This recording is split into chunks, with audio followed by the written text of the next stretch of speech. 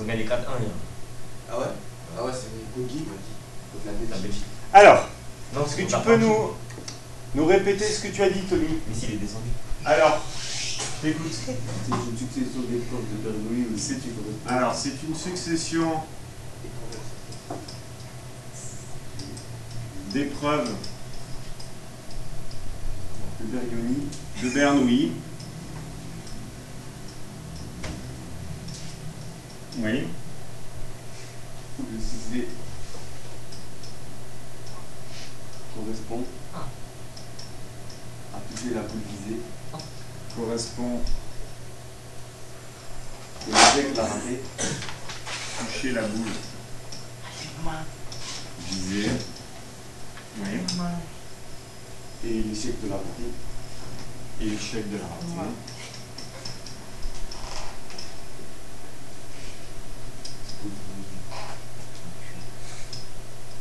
De plus, ces épreuves sont indépendantes. Alors important, il faut que les épreuves soient indépendantes pour suivre la loi binomiale. De plus, ces épreuves, Monsieur, oui, vous avez mis il y a en trop, je crois, Bernoulli. ouais, Bernoulli, tu as raison, c'est pas de i avant les deux L. Merci. Hop. Donc, de plus, ces épreuves sont indépendantes.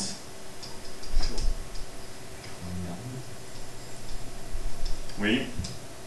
Donc cette situation correspond à une variable Cette situation, qui suit la loi binomiale. oui. Alors, il faut donner les paramètres de cette loi binomiale, puisque c'est demandé à énoncer. Donc, cette situation suit la loi binomiale de paramètres. Oh, Kevin et Ewan. N et B, c'est-à-dire Alors, de paramètres n égale N égale 9, 9 et B égale 0,7. 0,7. Alors, on rappelle n, c'est le nombre d'épreuves successives et P, c'est la probabilité du succès.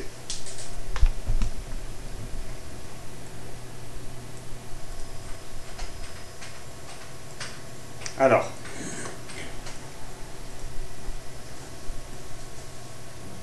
on nous dit après, le tableau suivant donne les valeurs décimales arrondies à 10-5. 10-5, c'est 5 chiffres. 5 chiffres après la virgule. Donc, ça donne à 10-5 près les probabilités P de x égale K, où K est compris entre 0 et 9 inclus. C'est quoi donc ça? On nous dit K finalement, K ça correspond au nombre de réussites. Hein. Ça c'est la probabilité de 0 réussite, de 1 réussite, 2 réussites, ainsi de suite jusqu'à 9 réussites. Ouais. Donc ça décrit la loi de probabilité. D'accord? C'est la loi de probabilité. Petit a. Calculer les probabilités, alors on me dit P de x strictement inférieur à 2, ça veut dire quoi ça?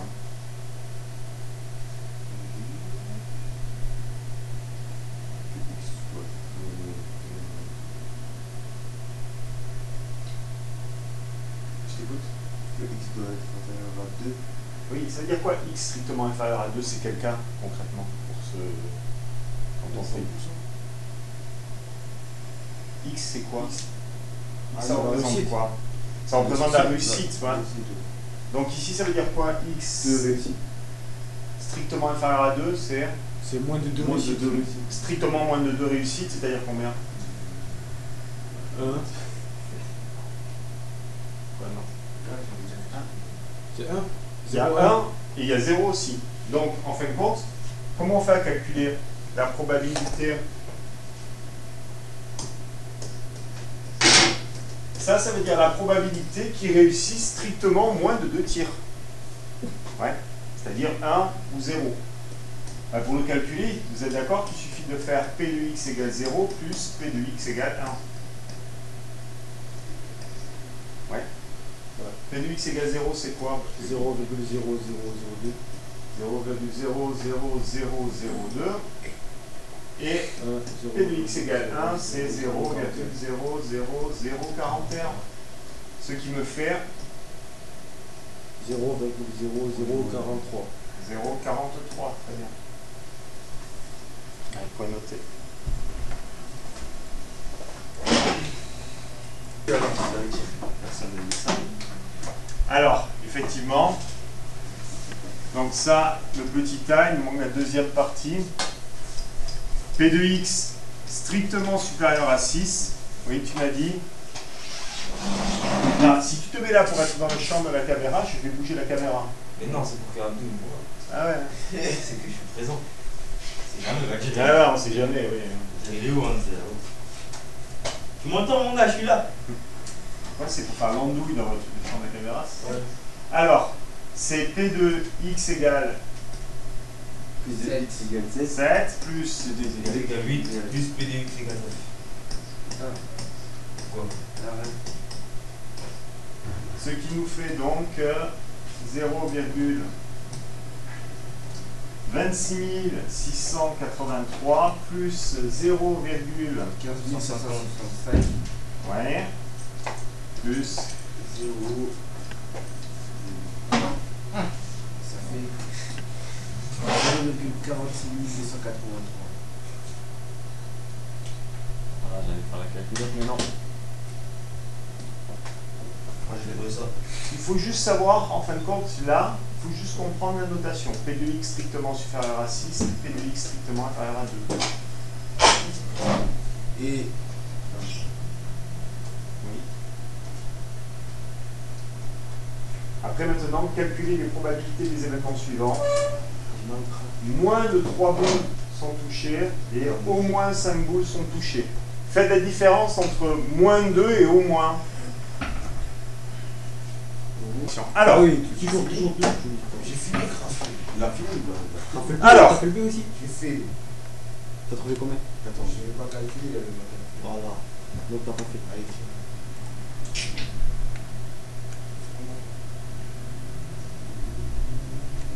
qu'est-ce que j'ai? الله لك يا ريت. Non, je te check. Alors, check. On passe à bloquer. C'est bon, Louise. Louise. calculer les probabilités des événements suivants. Donc, on a dit P de A, ça vaut quoi alors? C'est égal à quoi? P de x égale 0 plus P de x égale 1 plus P de x égale 2. C'est trop loin. Non. Finalement, il suffit d'additionner à ce qu'on a calculé juste avant. Yes, puisque... ce que j'ai fait. Très bien. Donc, c'était, on avait dit 0,00043 plus P de x égale 1, c'est-à-dire 0,00386. Ce qui nous donne 0,00429. Mais moi, je suis trop loin. c'est ça. Et P de B, au moins 5 boules sont touchées, donc on avait P de x dit, égale 1, donc P de vous x voyez, égale 3, P de x égale 4. Non. on avait dit que c'était supérieur ou égal à 5. Oh non. Alors je ne vais pas écrire le détail du calcul. Combien ça fait? Ah, ça fait 0,90 118. 90 110.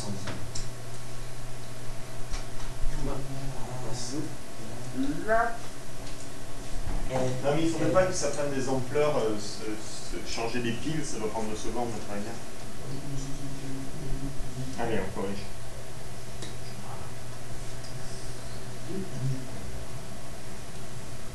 Alors, P de x égale 0. C'est quoi sa probabilité? C'est quoi cette probabilité? C'est 0 succès. Donc ça correspond, oui, à quelle branche tu as dit? C'est la branche qui est tout en bas, là, d'accord? Qui est échec, échec, échec. Ça nous fait donc 0,7 puissance 3, tout à fait. Puisqu'il n'y a qu'une seule branche qui peut nous amener à 3 échecs, et que, vu qu'il n'y a que des échecs, c'est 0,7 fois 0,7 fois 0,7. Ah, mais j'ai pas vu. Sur là, Oui, il y a marqué x égale 3, x égale 2, x égale 2. oui. Ouais. Ah, tu les as comptés? Bah, c'est pas grave, ça c'est pas plus mal. Alors, combien ça fait? Ça fait 0,343.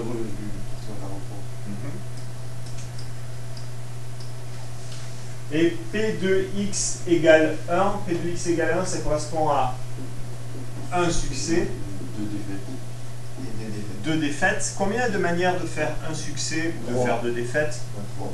Il y en a trois, effectivement. Un succès, il y a cette branche-là qui amène à un succès, celle-là et celle-là. D'accord? On a dit qu'un succès, ça veut dire deux défaites. Et on avait dit qu'il y avait le même nombre de branches que pour une défaite. Parce que, pareil, le succès il peut être en première, deuxième ou troisième position, la défaite aussi. Donc ici, ça serait combien? 3 fois 0. 3 fois, puisqu'il y a 3 chemins. 0,3, puisque ça, c'est la probabilité du succès, Fois 0,7. fois 0,7 puissance de 2, oui, au carré. Et tout ça, ça nous fait donc 0,9 fois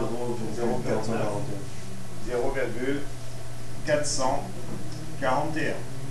Au final, P de x inférieur au... Additionner les deux. C'est additionner les deux, tout à fait. C'est P de x égale 0 plus P de x égale 1. Non, mais moi, j'ai calculé en fait.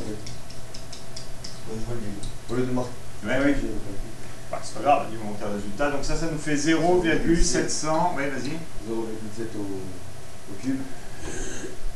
Ah non, moi j'additionne les deux là. mais Ah, t'as fait additionne les deux. 0,784. Oui. Moi j'ai trouvé le résultat direct. Ah ouais, 0,7. Que j'ai fait 0,7 Ah, au c'est cube. parti, ouais. Plus 3 Oui, là, il- Dans la... Ah là, tu as calculé x égale Non, c'est 0, grave, P de x égale 0, P de x égale 1. Tu peux additionner les résultats que tu as trouvés. Ok. Elle note est jaune. De quoi? Moi je suis chaud. Moi, je sais que. Alors. Je suis chaud, mais quand Milton. Moi j'ai eu l'autorisation. Je sais que cette année, je ne vais pas pouvoir faire un peu. Je suis sûr. Alors, J'ai pas dit temps encore. C'est ce que je me dis. la loi finalement, la loi binomiale, vous êtes d'accord que on peut calculer des lois binomiales du moment qu'on a les deux paramètres, c'est-à-dire L, le nombre d'épreuves, et P, la probabilité du succès. Vous êtes d'accord, finalement, j'ai pas besoin d'un énoncé contextuel qui vous dise c'est un joueur de boules qui tire ou qui pomme des boules, c'est un joueur de dés, d'accord, j'ai pas besoin du contexte. Je peux déterminer la loi binomiale pour un paramètre N et P. Donc il y a sur les logiciels mathématiques, donc on avait vu avec la TI 89, on a déjà vu GeoGebra. Moi celui que j'utilise souvent s'appelle Sine Qua Non, peu importe le nom du logiciel. On peut donc simuler une loi de probabilité, la loi binomiale. Donc, pour simuler la loi de binomiale, il me faut quoi? Il me faut le nombre de répétitions, d'accord? Imaginons que on prenne, pour l'exercice d'avant, c'était combien de répétitions? Combien il y avait de répétitions dans l'exercice d'avant? 3. 3 répétitions. Et la probabilité de la réussite? 0. 0,3. 0,7. C'était 0,7, non? 0,3. Et si c'était pas 0,4? On va Et 0,6 l'échec. 0,3. Prochaine donc, on peut rentrer chez nous. C'est 0,3, tu as raison, et 0,7 l'échec. Donc, et il y avait bien 1, 2, 3 épreuves. On nous a un cadeau. Mais en fin de compte, vous apercevez qu'ici, on a la probabilité de 0 succès, 1 succès, 2 succès, 3 succès. Finalement, ça peut se calculer indépendamment d'exercice. Je peux aussi, dans Sine Qua Non, demander la probabilité, par exemple, d'une valeur plus petite ou égale à k. Donc nous, on avait 1, c'est ça, hein? Ouais. Donc, c'est ce qui est en orange. On peut supérieur ou égal, on peut compris entre deux valeurs. On va ici se remettre, on va mettre supérieur ou égal à 0 par exemple, au moins on aura tout. Et donc on peut avoir une représentation graphique sous forme d'histogramme, ici. Donc vous voyez en bas il y a loi binomiale de paramètres n égale 3 et p égale 0,3. Voilà l'espérance et l'écart type, on verra après. Ici, la probabilité de 0 succès, c'est 0,343, ce qu'on a trouvé. De 1 succès, c'est 0,0441. De 2 succès, 0,189. Et de 3 succès, 0,027.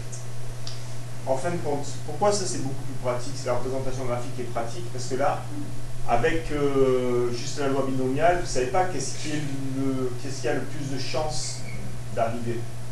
Ici, finalement, on voit que c'est la probabilité de 1 succès, c'est Allez, 4 chances sur 10 Ouais.